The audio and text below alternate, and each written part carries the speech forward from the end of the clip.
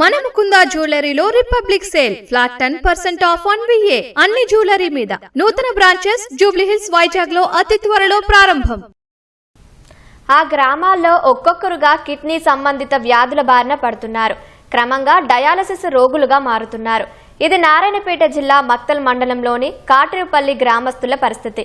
2 ఏళ్లలో 15 మంది వరకు కిడ్నీ సంబంధిత వ్యాధుల వల్ల మృత్యువాత పడ్డారంటే పరిస్థితి అర్థం చేసుకోవచ్చు.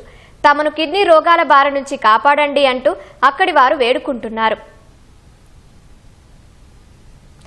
నారాయణపేట జిల్లా మక్తల్, నర్వ మండలాల్లోని పలు గ్రామాలు కిడ్నీ సంబంధిత వ్యాధులకు నిలయంగా మారుతున్నాయి. మక్తల్ మండల వ్యాప్తంగా 200 మందికి పైగా మూత్రపిండాల సమస్యలతో బాధపడుతున్నారు. గడిచిన 4 ఏళ్లలో ఆ గ్రామాల్లో భారీ సంఖ్యలో మరణాలు సంభవించాయి. ఒక్క కాట్రేపల్లిలోనే 15 మంది వరకు మూత్రపిండ సంబంధిత వ్యాధులతో మృతి చెందారంటే తీవ్రత అర్థం చేసుకోవచ్చు. రోజు రోజుకు కిడ్నీ సమస్యలున్న వారి సంఖ్య పెరుగుతుండటం ఆందోళన కలిగిస్తోంది.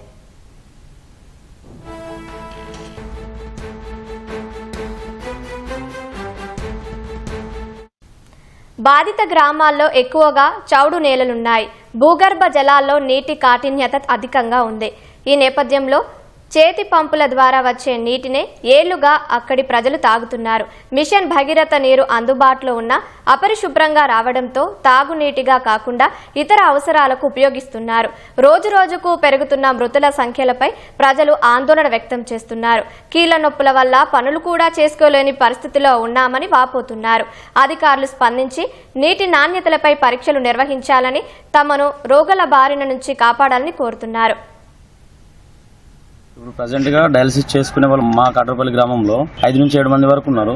ఇక్కడ మన దగ్గర 5 మంది చేయించుకుంటున్నారు. అదేవిధంగా మహబూబ్నగర్, హైదరాబాద్ లో ఒక 2-3 చేయించుకుంటున్నారు. వీళ్ళు డయాలసిస్ స్టేజ్ 5 లో ఉన్న వాళ్ళు, అంటే డయాలసిస్ లాస్ట్ స్టేజ్. ప్రజెంట్ గా 3rd, 4th stage medicine stage ఇది. వీళ్ళు కూడా ఇన్ కేస్ ఫ్యూచర్ లో ఇంకా 1-2 years లో మా డయాలసిస్ వచ్చే ఛాన్సెస్ ఉన్నాయి. ఆ డయాలసిస్ వచ్చే ఛాన్సెస్ పేషెంట్స్ కూడా దగ్గర 15 నుంచి 20 మంది వరకు ఉన్నారు.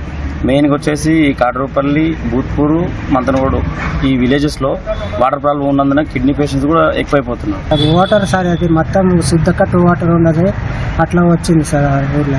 అందుకోసమే ఈ మిషన్ భగీరథ నీళ్ళు కూడా వచ్చినాయి. కూడా మంతనగూడ గ్రామం దగ్గర నుండి ఒక బండి వచ్చి మా ఊర్లో పోసిపోతుంది దినం ఒక బిల్లు.